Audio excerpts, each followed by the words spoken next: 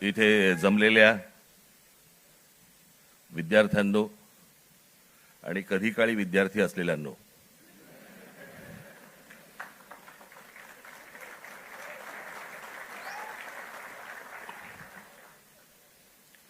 हे लाईट जरा बंद करता येतील किंवा कमी करता येतील का? हे समोरचे हे हा पण हा बंद, हा आणि हा बंद करा पहिला, हा हा वरचा करता येईल का? हा बस.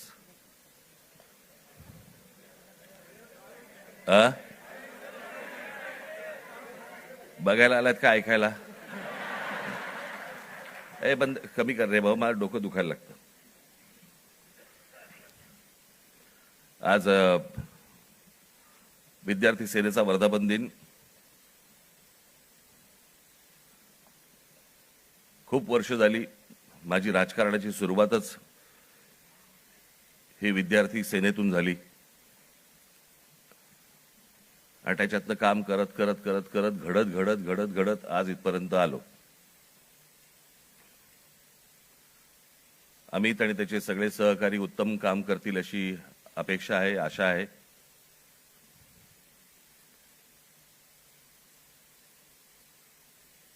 आणि या सदस्य नोंदणीला देखील भरघोस प्रतिसाद मिळेल अशी मी अपेक्षा करतो.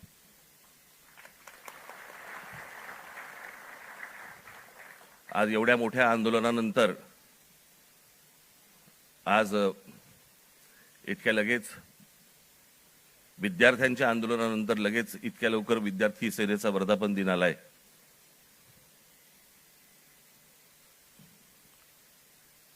हे विद्यार्थ्यांचं आंदोलन का झालं, कशासाठी झालं हे आपण बोलूच.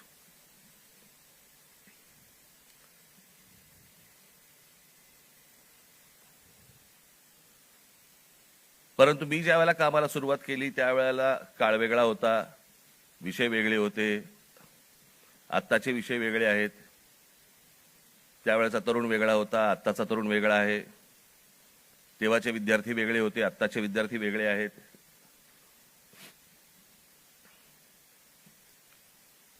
आम्ही जो काळ पाहिला तो टेलिग्राम पासून ते इंस्टाग्राम पर्यंत पाहिला.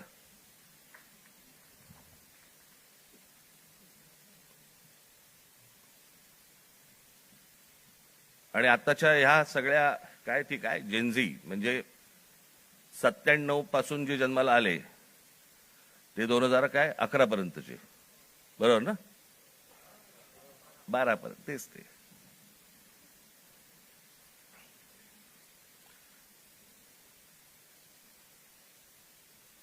या मुलांचं म्हणणं काय, या मुलांना काय हवंय? आपण हे जेनझी जेनझी करतोय. इंग्रजी बोलणारी फक्त जेनझी नसतात. माझी विद्यार्थी सेनेच्या सर्व सहकार्यांना माझी विनंती आहे, जेनझी 97 नंतर जन्माला आलेले 2011 पर्यंत 12 पर्यंतची मुलं ही महाराष्ट्राच्या ग्रामीण भागात पण आहेत.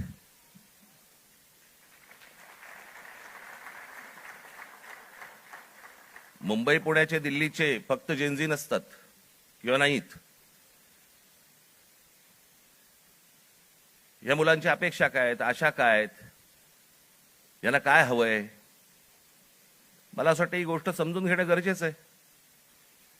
काही जुन्या ज्या काही भ्रामक कल्पना ज्या होत्या मला असं वाटतं त्याही आता आपण सोडून दिल्या पाहिजेत. आमच्या काळामध्ये आम्ही त्यावेळेला लहान असताना आमचे आई वडील सांगायचे, डोक्याला रात्री झोपताना तेल लावत जा, बुद्धी तल्लख होते. एका माणसाने आयुष्यभर केसाला तेल चोपड चोपड चोपडलं पण बुद्धी नाही आली.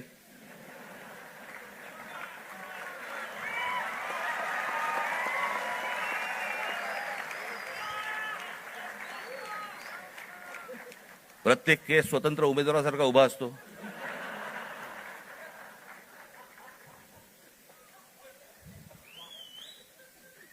आणि हे म्हणे शिक्षण आणि तंत्रज्ञान मंत्री.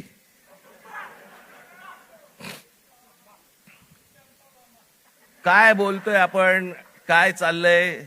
जग कुठे चाललंय, आपण काय बोलतो, आपण शिक्षण आणि तंत्रज्ञान त्याचा महाराष्ट्राचा मंत्री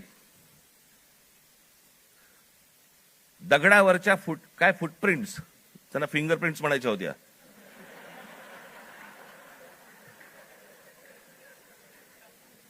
ते म्हणे आता लिंक आधारशी करणार. कसं?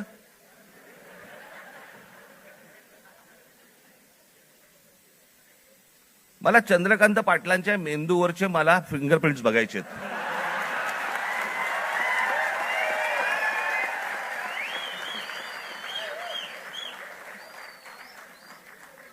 कोल्हापूरकरांनी ज्ञान मिळावं म्हणून या माणसाला कोल्हापूरवरनं पुण्यात पाठवलं, जिकडे बाबा शिक्षणाचं बाहेरघर आहे. तिथेही काही नाही झालं. आता असे शिक्षण मंत्री म्हटल्यानंतर जेनझींचा पारा सणकणार की नाही सणकणार, चढणार की नाही चढणार, की ही अशी माणसं आमच्या नशिबी आणून तुम्ही ठेवली आहेत. आत्ताच मी एक पंतप्रधानांचं आत्ता आलेलं काहीतरी एक निवेदन आत्ता मी पाहून आलो.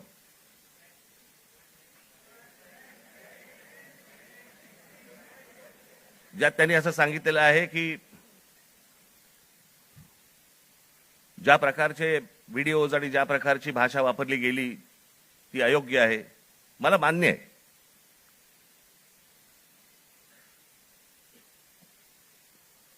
कोणाच्याही बाबतीमध्ये अशा प्रकारची खालच्या थरातली भाषा ही वापरली जाऊ नये, हे मला 100% मला मान्य आहे पंतप्रधानांचं. मला पंतप्रधानांना फक्त एवढंच सांगायचंय, हे तुमच्या पक्षातल्या लोकांना पण सांगा.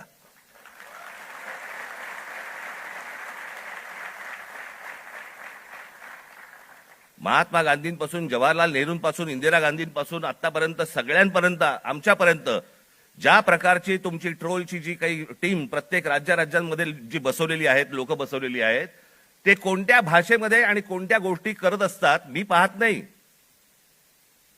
मला ज्या गोष्टी कानावरती येतात, आज अनेक कलाकार आहेत महाराष्ट्रामधले, अनेक कलाकार आहेत, ते म्हणतात बाबा बोलायलाच नको, काही लिहायलाच नको, इतक्या शिव्या पडतात, इतक्या गोष्टी होतात. ही यांचीच माणसं भरलेली आहेत. मला असं वाटतं पंतप्रधानांनी त्याही लोकांना सांगावं की त्यांनी बंद करावं म्हणून. हे गेल्या 12 वर्षातच सगळी सुरुवात झाली. भारतीय जनता पक्षाचे जी काही ट्रोलच्या टीम्स आहेत, यांनी ह्या ज्या गोष्टी सुरू केल्या, याच्यातनच हे ज्याला म्हणतो ना आपण, जे तुम्ही पेराल तेच उगवेल, तेच आलं अंगावर तुमच्या. त्याच्या पंतप्रधानांनी सांगितलं की मला शिव्या दिल्या, माझ्या आईबद्दल बोलले. चुकीचंच आहे, हे मनापासून सांगतो मी, हे चुकीचंच आहे. पण माझी पंतप्रधानांना विनंती आहे, दुसऱ्यांनाही आया असतात.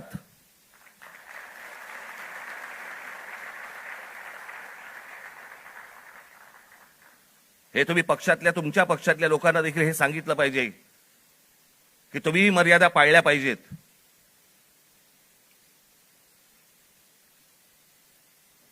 आज पंतप्रधान सांगतात की मी त्या मुलांना सगळ्यांना माफ केलं, पण इतकी 12 वर्ष तुमच्या लोकांनी जे काही केलंय त्याची माफी कोण मागणार?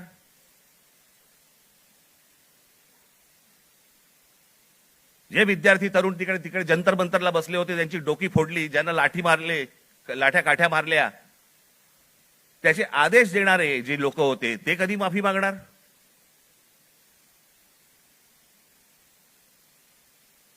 आणि मला असं वाटतं की हे मूळ हे काय झालंय, नीटची परीक्षा हे कारण आहेच,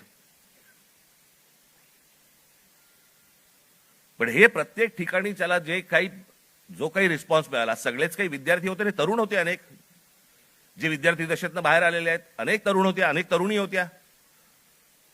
हे का आले रस्त्यावरती? याचं कारण सभोवतालचं वातावरण. आज अनेकांना वाटलं की हे फक्त नीटची परीक्षेचे पेपर फुटले, हे कारण होतं त्या आंदोलनाचं. पण त्या आंदोलनाने जे रौद्र स्वरूप धारण केलं त्याचं कारण हे आजूबाजूचं इतक्या वर्षांचं साचलेलं जे काही आहे ना, मला फुटपाथवरनं चालता येत नाही, माझ्याकडे पाणी तुंबलेलं असतं, आमच्याकडे बागा नाहीत, माझ्या लहान मुलांना खेळायला मैदानं नाहीत, बाहेर कुठे घेऊन जायला जागा नाही, शिक्षण झालंय, नोकऱ्या मिळत नाहीयेत, सगळ्या कंपन्या खासगी लोकांना दिल्या जात आहेत, एकाच उद्योगपतीवरती मेहरबानी सुरू आहे, त्यालाच सगळी जंगलं दिली जात आहेत, त्यालाच सगळ्या जागा दिल्या जात आहेत. जेव्हा कधी बघावं तेव्हा या देशामध्ये फक्त निवडणुकाच सुरू आहेत, आमदार खासदार फोडले जात आहेत, 50-50, 100-100 कोटी. डिजिटल इंडिया, तुमच्याकडचे पैसे हे सगळे काय ते सगळे काय डिजिटलाइज केलेत वगैरे वगैरे काय काय काय काय ज्या गोष्टी सगळ्या आता झाल्या.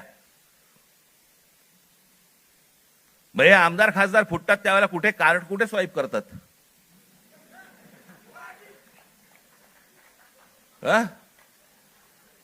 उलटा उलटा कार्ड स्वाईप.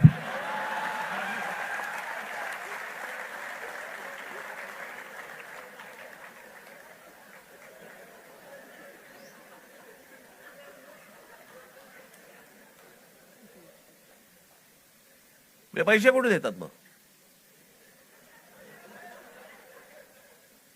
हे सगळं जे आहे हे सगळं साचलंय,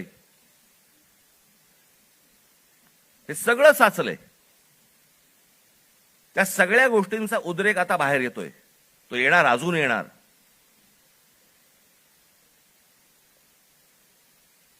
हा विषय कोणाला तरी सत्तेवरनं खाली खेचणं आणि कोणाला तरी सत्तेवरती आणणं हा एवढ्यापुरता मामूली विषय नाहीये. हा देशाचा विषय आहे.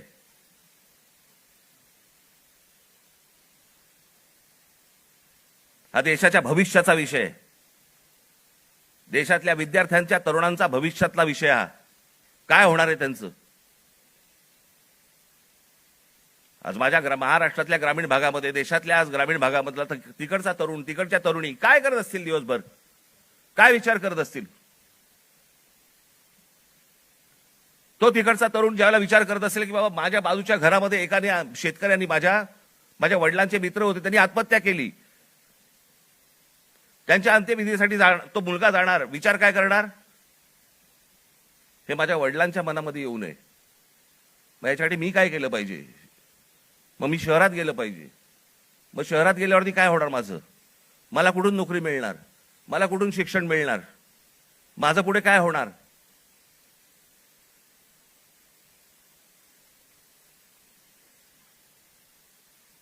आज शहरांची परिस्थिती बघा. या सरकारने येऊन सांगितलं होतं आम्ही स्मार्ट सिटी करणार. कुठे आहेत त्या स्मार्ट सिटीज? आमच्याकडे रस्ते, पूल, जे काय ब्रिजेस जे काय बांधले जात आहेत, आपण त्याला विकास म्हणतोय. आपली शहरं ही राहण्यायोग्य आहेत का? इथपासून सगळी सुरुवात आहे ना. जर शहरातल्या लोकांना राहायला जर समजा त्रास होत असेल तर महाराष्ट्रातल्या, देशातल्या ग्रामीण भागामधनं जी लोक शहरामध्ये येत आहेत, कुठे राहणार आहेत? काय होणार या शहरांचं?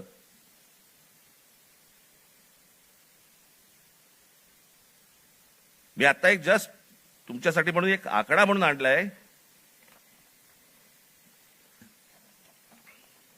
आजची देशाची शिक्षणाची परिस्थिती हे वर्तमानपत्रांमध्ये आलेलं, हे वेबसाईटवरनं काढलेलं, अनेक गोष्टींमधनं आलेलं, हे त्याच्यातनं मी हे तुमच्यासमोर मांडतोय.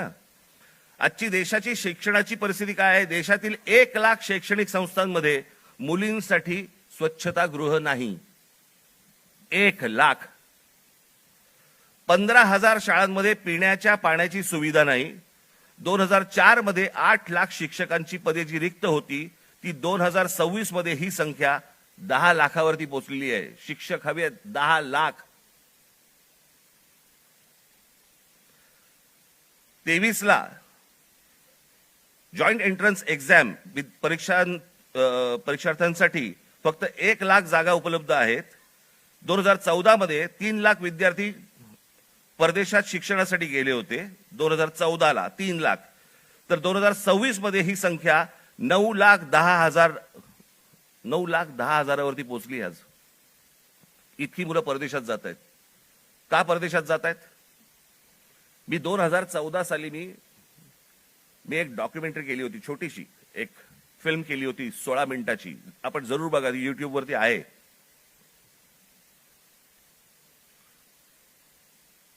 त्याच्यामध्ये मी म्हटलं होतं की शिक्षण इथे पण मिळू शकतं, नोकरी कदाचित इथेही मिळू शकते. ही मुलं परदेशात का जात आहेत? ही सगळी मुलं परदेशात जात आहेत याचं कारण सभोवतालचं वातावरण. मी माझ्या घरातनं बाहेर पडल्यावरती मला आनंद मिळाला पाहिजे की मी काय शहरामध्ये राहतोय, काय सुंदर रस्ते आहेत, काय चांगले फुटपाथ आहेत, काय चांगल्या बागा आहेत, काय चांगली मैदान आहेत, स्पोर्ट्स कॉम्प्लेक्स आहे. मला प्रत्येक गोष्टीला वाव आहे. मग आमच्याकडे ही गोष्ट का नाहीये? आज कित्येक चित्रकार, कित्येक खेळाडू आज आमच्या ग्रामीण भागामध्ये आहेत, वावच नाही. काय करायचं पुढे माहिती नाही, कोणाला भेटायचं कल्पना नाही. हे जे सगळं साचलंय ना, हे साचलेलं सगळं बाहेर येतंय. नीटचे पेपर फुटण्याचा राग आहेच, पण हे जे बाकीचं जे साचून ठेवलेलं आहे ना, त्याचं काय करणार आहात?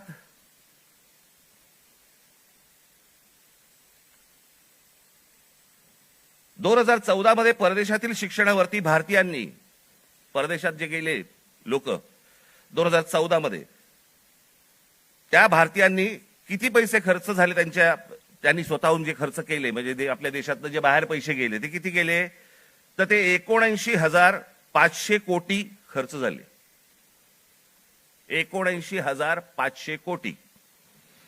आज हा खर्च वाढून, आज 2026 मधली गोष्ट बोलतोय, किती वरती गेलाय? तर तो 5,85,000 कोटीवरती गेलाय. म्हणजे 5,85,000 कोटी हे आपल्या देशातनं आपली मुलं बाहेर शिक्षणासाठी गेलेत, त्यांच्या आई वडिलांनी जो खर्च केलाय तो 5,85,000 कोटी आपल्याकडनं परदेशात गेलेले आहेत. हजारो उद्योगपती, हा आता लोकसभेमधला आकडा आहे, हजारो उद्योगपती आपला सगळा बोजा बिस्तारा गुंडाळून परदेशात निघून गेलेत.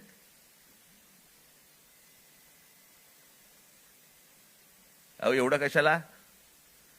ज्यांनी मोदींवरती चित्रपट काढला होता, नरेंद्र मोदींवरती चित्रपट, आणि ज्याच्यामध्ये नरेंद्र मोदींची ज्यांनी भूमिका केली होती तो विवेक ओबेरॉय, तो दुबईमध्ये राहायला गेला. दुबईचा नागरिक आहे तो भारतात राहत नाही. मोदीजींनी खूप चांगलं काम केलंय, मोदीजी देशाला मोठं करतायत, मोदीजी देशामध्ये काय काय काय उद्योग आणतायत, हे आणतायत वगैरे वगैरे, अशी मुक्ताफळं जी आत्ता केली. तो कोण? आर माधवन ना, तो आर माधवन. विचारा कुठे राहतो हा आर माधवन? दुबईमध्ये स्थायिक झालेला आहे. यांना जर समजा या देशाबद्दल आहे प्रेम, या देशातल्या पंतप्रधानांबद्दल प्रेम आहे, ते विकास करतायत, हा जर समजा ह्यांना विश्वास आहे, हे परदेशात का जाऊन राहतायत? हे परिवारासकट दुबईला जाऊन का राहतायत? इथे येणार, स्पॉन्सर फिल्म मध्ये काम करणार, गव्हर्नमेंट स्पॉन्सर्ड फिल्म मध्ये, ते धुरंधर बिरंदर, आणि मग इथून करून जाणार परत दुबईला. देशात खूप चांगलं चाललेलं आहे, मी चाललो दुबईला. ही माणसं दुबईला जात आहेत. या मुलांचं काय घेऊन बसलोय आपण?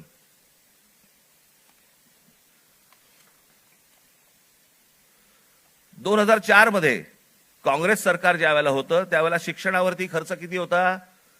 3.2%.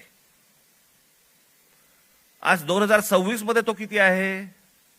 2.8%. म्हणजे शिक्षणावरती जेवढा खर्च व्हायला पाहिजे, अमेरिकेमध्ये जाऊन बघा, युरोपमध्ये जाऊन बघा, शिक्षणावरती काय प्रकारचा खर्च करतायत.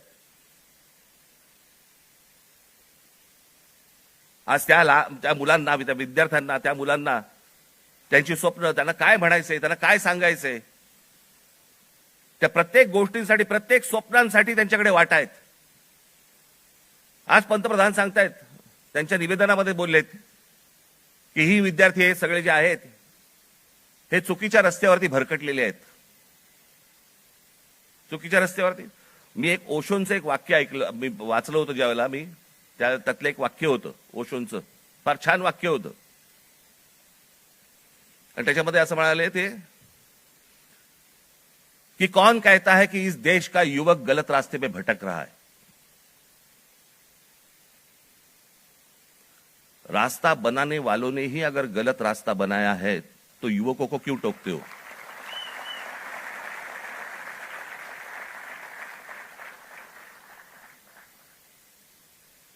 ते चुकीच्या रस्त्यावरती नाही आहेत. त्यांच्या आशा अपेक्षा महत्वाकांक्षा या सगळ्या मारल्या जात आहेत.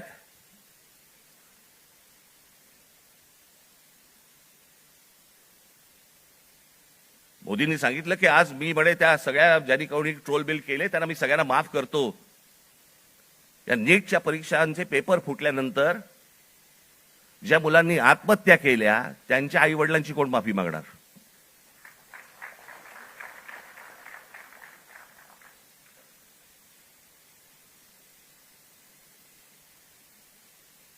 हा देश नीट समजून घेतला पाहिजे. विद्यार्थ्यांचं, तरुणांचं, तरुणींचं म्हणणं, मत हे आपण समजून घेतलं पाहिजे. आज तो विद्यार्थी ज्या वेळेला तो हवालदिल ज्या वेळेला होतो त्या हवालदिलपणामध्ये तो जातो कुठे? मग देवाकडे प्रार्थना करायची, मला नोकरी लागू देत, मला काम मिळू देत, मला पैसे मिळू देत, नोकरी लागल्यावर माझं लग्न होऊ देत. त्याची स्वप्न असतात. मग तो विचार करतो की बाबा देवळात जाऊ, आपण देवासमोर नतमस्तक होऊ. त्याच्या लक्षात येतं अरे त्या देवळातच चोऱ्या व्हायला लागल्यात.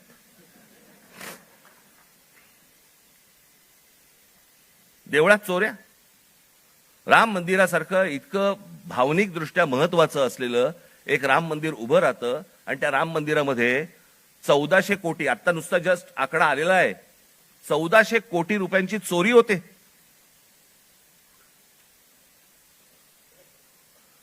आणि याच्यावरनं सरकारमध्ये असलेले कोणीही त्याच्यावरती बोलायला तयार होत नाहीत. राम मंदिरावरती मतं मागताना बरोबर गेलात तुम्ही. मग ज्या वेळेला 1400 कोटी रुपयांची चोरी झाली, पंतप्रधान स्वतः एकटे गेले होते, सगळेजण बाजूला उभे होते. स्वतः एकट्याने जाऊन तिकडे जाऊन पूजा केली, प्रतिष्ठापना केली, सगळ्या गोष्टी केल्या. पंतप्रधानांनी याच्यावरती बोलायला नको राम मंदिराच्या चोरीबद्दल? का त्या अयोध्येमधनं एक खासदार निवडून नाही आला म्हणून आमचा संबंध तुटला असं आहे?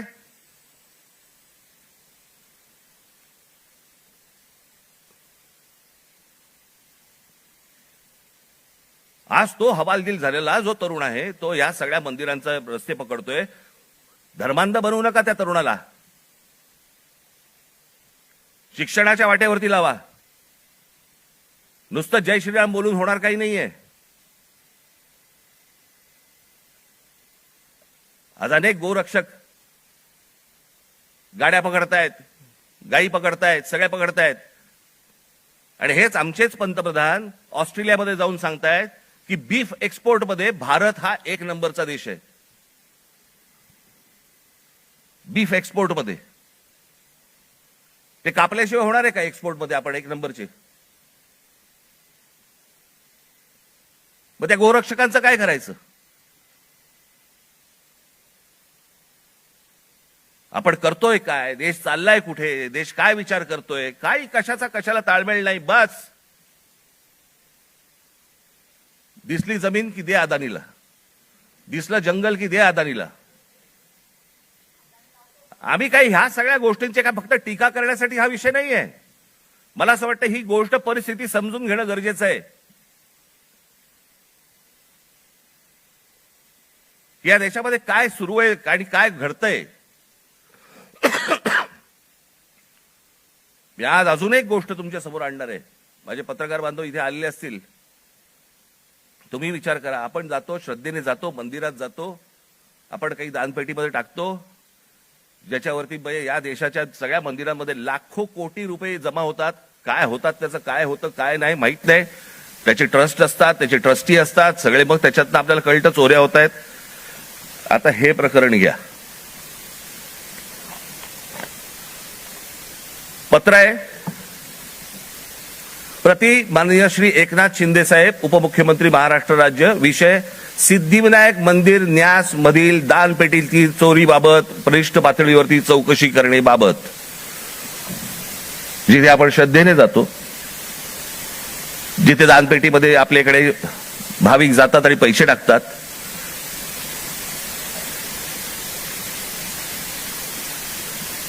त्याचं कारण असतं ते धर्मासाठी म्हणून आपण असे टाकतो. महोदय, आम्ही स्वाक्षरी करणारे सर्व सिद्धिविनायक न्यास मंदिर प्रभादेवी मुंबई येथील विश्वस्त आहोत. साहेब, आपण विश्वासाने आमची संबंधित ट्रस्टवरती सदस्य म्हणून नियुक्ती केली असून आपल्या विश्वासाला पात्र राहण्याचा आम्ही प्रामाणिकपणे प्रयत्न करत आहोत. भाषा पण बघा, मंदिर आहे का कंपनी येतेच कळत नाही मला. त्यामुळे मंदिरात गेल्या 1.5 वर्षाच्या कालावधीत विविध उपाययोजना राबविताना मंदिराची मिळकत 35% जादा वाढविण्यात आम्ही काही प्रमाणात यशस्वी झालो आहोत. मिळकत तुम्ही कसे यशस्वी झालात? असो. महोदय, विश्वस्तांच्या सतर्कतेमुळे मंदिरातल्या दानपेटीतून पैसे चोरणारे कर्मचारी पकडले गेलेले आहेत. हे कर्मचारी पकडण्यापूर्वी दर बुधवारी मंदिरातल्या दानपेटीतील रकमेची मोजदाद ही 50 लाख रुपयाच्या आत होती. मात्र हे कर्मचारी पकडल्यानंतर गेले 3 आठवड्याची दानपेटी रक्कम ही 1.5 कोटी रुपयांच्या घरात पोहोचली आहे. याचाच अर्थ यापूर्वी दर आठवड्याला दानपेटीतील जमा होणाऱ्या काही रकमेतील काही रक्कम ही लंपास होत होती. त्यामुळे दरवर्षी सुमारे 18 कोटी रुपयांचे मंदिराचे नुकसान होत होते. याचे धागेदोरे वरिष्ठ पातळीवर आहेत असा आमचा ठाम संशय आहे. साहेब, या प्रकरणाची आपण गंभीर दखल घेऊन शासकीय पातळीवरती संबंधित प्रशासनातील वरिष्ठ अधिकाऱ्यांची चौकशी लावावी अशी आमची आपणास विनंती आहे. विश्वस्त मंडळ सिद्धिविनायक गणपती मंदिर न्यास प्रभादेवी मुंबई. राहुल हे सह्या केले आहेत. राहुल लोंडे, भास्कर शेट्टी, महेश मुदलियार, जितेंद्र राऊत, मीना कांबळी, मनीषा तुपे, गोपाळ दळवी, सुदर्शन सांगळे हे त्यांचं पत्र आहे.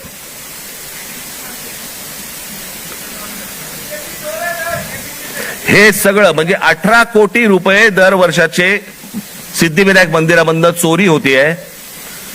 आपण भाबडेपणाने भाविकपणे आपण तिकडे जातोय, दानपेटीमध्ये आपण टाकतोय. हे असल्या चोऱ्या होत आहेत. ही माणसं सगळी मंदिरं लुटतायत. हाच तो तरुण, हेच ते विद्यार्थी परीक्षांच्या वेळेला नोकरीसाठी मंदिरामध्ये जात आहेत, पायऱ्या झिजवतायत, सांगतायत देवाला मला नोकरी मिळू देत, आणि त्याच मंदिरामध्ये चोऱ्या होत आहेत. तिकडचेच विश्वस्त चोऱ्या करतायत. तिकडचीच माणसं चोऱ्या करतायत.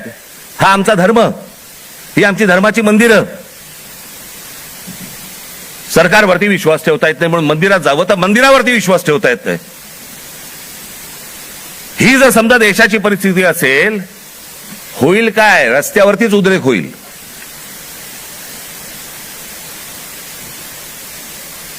राजकारण सोडून द्या बाजूला. मला असं वाटतं या सगळ्या गोष्टींचा सामूहिक देशाचा म्हणून, राज्याचा म्हणून आपण विचार करणं गरजेचं आहे सर्वांनी मिळून. निवडणुका येतील त्यावेळेला विचार करू वेगळा. पण आज काय परिस्थिती आहे? हे का झालं? कशामुळे झालं? हा उद्रेक का झाला?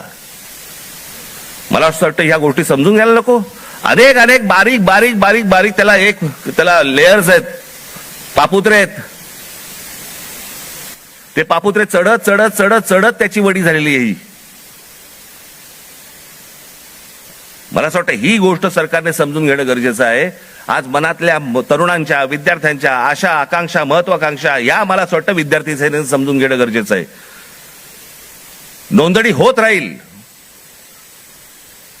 पण त्यांची ते काय विचार करतायत मला असं वाटतं हे पाहणं गरजेचं आहे. याच्यामध्ये जर बदल झाला नाही, मी हीच गोष्ट एकदा मागे जेव्हा नीटचा पेपर फुटला होता 2016 साली, तेव्हा मी पंतप्रधानांना फोन केला होता आणि त्यांना मी सांगितलं होतं की म्हटलं हे तुम्ही स्वतः ह्याच्यामध्ये जातीने लक्ष घाला या प्रकरणामध्ये. म्हटलं आज म्हटलं देशातले शेतकरी आत्महत्या करतायत, हे मी 2016ला सांगितलं होतं. म्हटलं उद्या हे विद्यार्थी आत्महत्या करतील,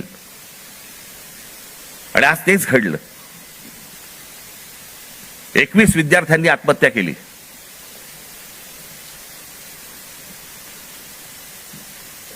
सदस्य नोंदणी ही तर कराच, पण मला असं वाटतं या शिक्षण क्षेत्रामध्ये आमूलाग्र बदल होणं गरजेचं आहे. त्याच्यासाठी विचारवंतांची गरज आहे. जे विचारवंत या देशामध्ये आहेत त्यांना बोलवणं गरजेचं आहे. त्यांची आणि या मुलांची सांगड घालून देणं गरजेचं आहे. यांची स्वप्न आणि त्या स्वप्नांना कसा आकार देता येईल याच्यासाठी म्हणून जे तज्ज्ञ या देशामधले आहेत त्यांना बोलवणं गरजेचं आहे. त्या मुलांना समजून घेणं गरजेचं आहे. मला असं वाटतं एवढीच अपेक्षा माझी आज या दिवशी मी व्यक्त करतोय. आज या विद्यार्थी सेनेच्या मुलांनी, सर्व तरुणींनी या महाराष्ट्रातल्या विद्यार्थ्यांची अपेक्षा, आशा, आकांक्षा या समजून घ्याव्यात आणि त्याला आकार देण्याचा मला असं वाटतं जास्तीत जास्त प्रयत्न करावा. भविष्यातल्या तुमच्या सगळ्या वाटचालीसाठी माझ्याकडनं मनपूर्वक तुम्हाला सर्वांना शुभेच्छा देतो आणि आपणा सर्वांची मी रजा घेतो. धन्यवाद. जय हिंद, जय महाराष्ट्र.